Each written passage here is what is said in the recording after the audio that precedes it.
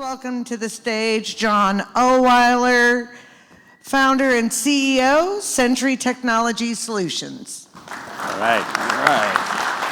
How's it going? Good to see you, man. There you go. Thank you. How's everybody doing today? Good. All right. I'm one of the few people here that doesn't have some type of widget or tool to sell you. I'm actually here more to talk about a strategy and what you should do to do this. How many of y'all have seen some pretty cool things today? Yeah? How many of y'all have some cool ideas of what you want to do? Okay, how many of y'all actually have a plan or a strategy to effectively implement this stuff and meet your actual business outcomes? That's a disconnect that I see a lot of. Andrew quoted several different studies. I quoted an MIT study that says 95% of AI projects fail. And they did highlight several things like training, stuff like that. But what happens is most companies end up in a Frankenstein IT system. Most companies, even without AI, are very siloed. Andrew mentioned this before. There's a lot of fiefdoms. Things are disjoined. People don't always talk. Employees go rogue and use their own software. Employees are using ChatGPT from their cell phones to get around corporate structure. Executive teams are not very educated on what it actually takes to do AI. They don't understand the investments. A lot of small to mid-sized businesses, I know a lot of people have talked about like Disney and places like that, but a lot of small to mid-sized businesses, they just don't have the mindset to really have that vision of what AI can really do for them or how to implement it into their actual business and strategy. With that said, what even is AI? We have lots of these terms. AI has been around for a long time. If you remember, about 14 years ago, there was a bestseller book called The Power of Habit. And in The Power of Habit, there's a chapter about Target and how Target was able to predict within 2 weeks of a woman's due date, like how pregnant she was. That was 15 years ago. So this stuff's actually been around for a while. But how does it scale down into a small and medium business?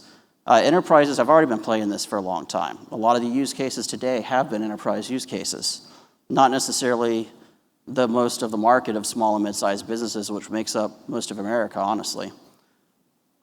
And it's already been talked about that there's different levels of AI. Some are smarter than others. Some you can fully train and customize and train it from the ground up, and it's your LLM, and you can host it somewhere. Some systems are just locked inside a tool set, can't communicate outside that tool set.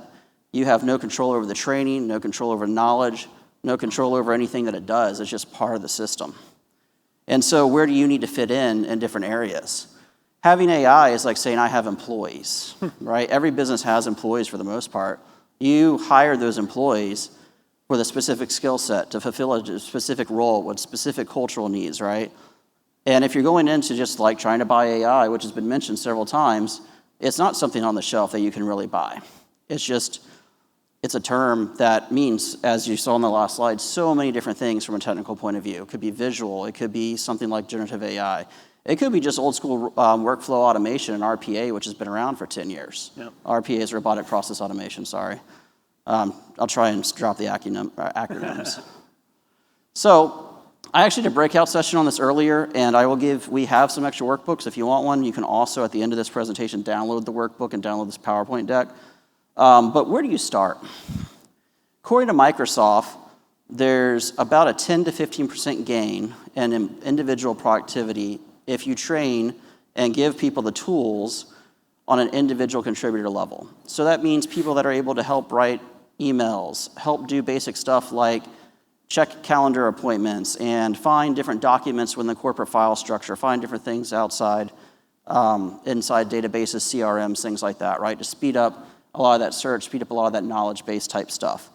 It's recommended from 2 or 3 different studies, including the Microsoft study, that you should spend probably $20 to $40 a month per employee to try and get them acclimated to AI.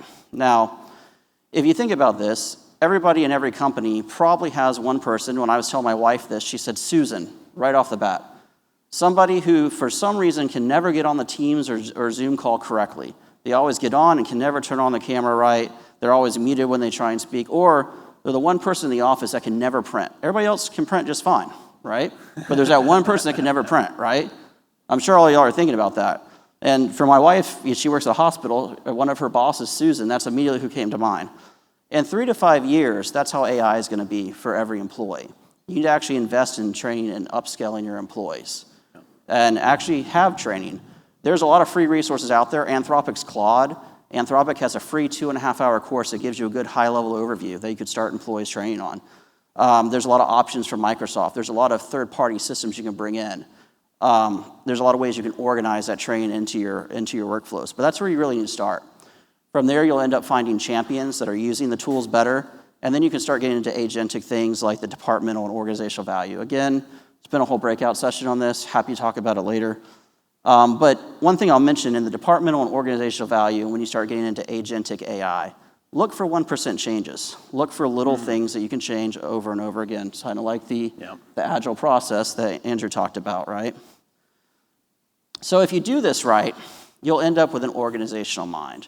What we mean by that is instead of having siloed systems where data may live in an HR system and in an operations system and maybe in a logistics system and they don't quite cross-communicate, you have centralized data, you understand where all your data is, how it works, and as, say, like your financial AI bots learn things, that becomes part of the knowledge base that your operational bot or your other different areas can learn from as well or can share that knowledge inside your organization.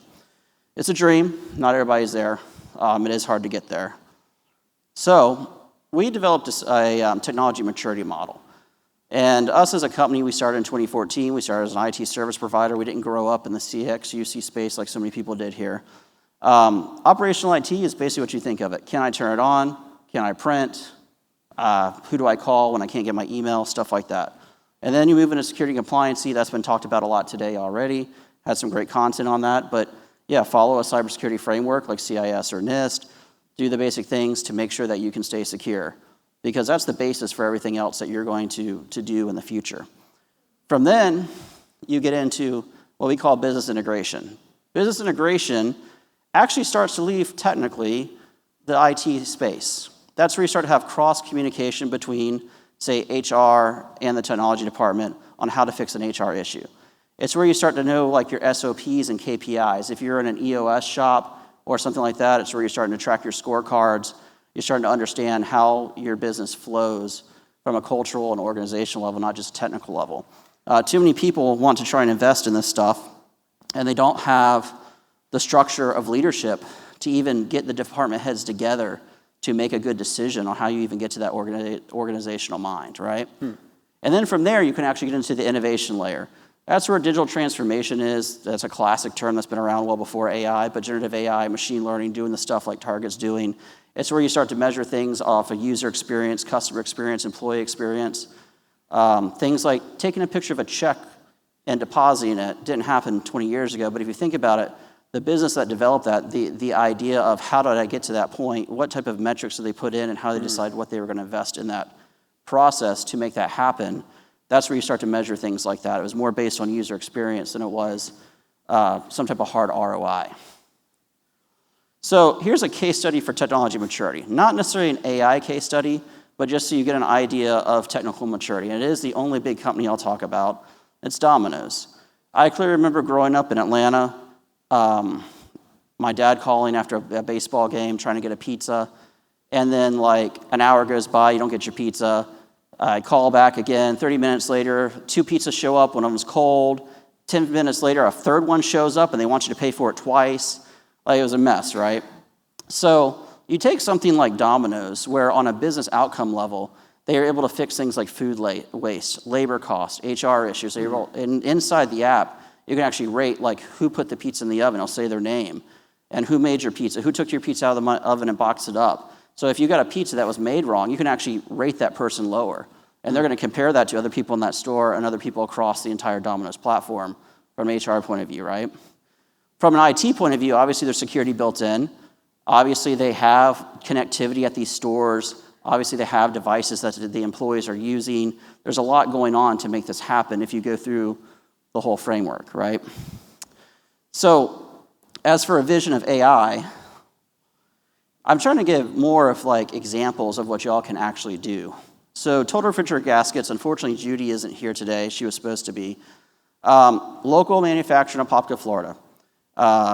They had an end-to-day process out of a legacy manufacturing system that had to go, it was either her her floor manager or her floor supervisor, top 3 paid employees in the entire company that were going through at the end of the day after the shift and doing a lot of manual processes to get the stuff into UPS WorldShip to ship out and into QuickBooks to get billed. If it didn't happen, nothing got shipped out, nothing got billed, right? So we were able to develop a little process using Microsoft RPA tools, Power Automate. Cost her about $5,000 to $7,000, and she was able to save 35 to 45 labor hours a month. And then as you talk about agile development, as you're doing agile, you go, okay, we saved that 1% here. What can we invest in next time? What can we invest in next time to continue that agile type 1% changes, that compounding effect? Another quick case study that I'll talk about is a local firm that didn't want to be mentioned, but they're in the bookkeeping outsource area. They had 1 or 2 salespeople that every now and then, when they were low on quota or when they felt like it, I don't know if anybody's managed salespeople, but sometimes they don't always follow what you want them to do. Hey. Right? Yeah. So sorry, looking at the time. They basically would go out to Indeed or ZipRecruiter, look at companies that were hiring for bookkeeping positions, things like that, do some research on them, see if it fit the ideal client profile, and then would go out and introduce themselves, try and get them to outsource that bookkeeping or comptroller position or that role versus doing it internally. So what we were able to do, build them a bot that every night at midnight it goes out and looks at in certain geographical region, basically here in Orlando, a certain geographical region, sees the new job posting, reads it, see if it's within a fit, goes out, researches the company, goes to their LinkedIn, goes to their website, things like that. If it's a fit, it starts to go out and try and research key contacts off of LinkedIn and some places of that nature, puts that data into HubSpot, and sends out marketing automation emails, and then has a salesperson follow up. So now a process that only happened every now and then is happening very regularly and is basically helping them grow from that point of view. This project is probably about a $10,000 project to get done. So those are little projects that you can afford instead of you seeing things of trillions and billions of dollars. Those are things that you can actually do here that we could talk about. And there's going to be little processes within your system that within your enterprise, small business, medium business, you could find that just give you that headache, that just it's something that you think could be a little bit better, something that frustrates you or your employees.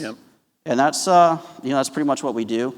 We can help with a lot of AI stuff. We still are an MSP and can help with operational IT and cybersecurity and things like that. But if you hit that thing, you can download the workbook I talked about from the breakout session if you weren't with it, in it, and we can go from there. So one comment really quick. We talked about the failure rates around AI, and it's pretty alarming. You mentioned it as well. One surefire way to improve your odds of success is to engage a company like yours that can come alongside and do so much of the work that most businesses don't know how to do on their own. Am I right? Yeah, 100%. Yeah. Well, you're actually talking to somebody too, if you do have internal IT and you're just a little too busy to do this, we could help get you going. And then as you build up your internal champions, people that are using AI and having these ideas, you can start to now internalize that more. You don't necessarily have to keep it all outsourced. But to get started and do it right, to build that initial infrastructure and take those initial steps, think of it like EOS and have an EOS implementer or something of that nature. There you go. I think the most important thing you said right there is get started, right? I mean, everybody in here, get started. Thank you. Great job. Appreciate it.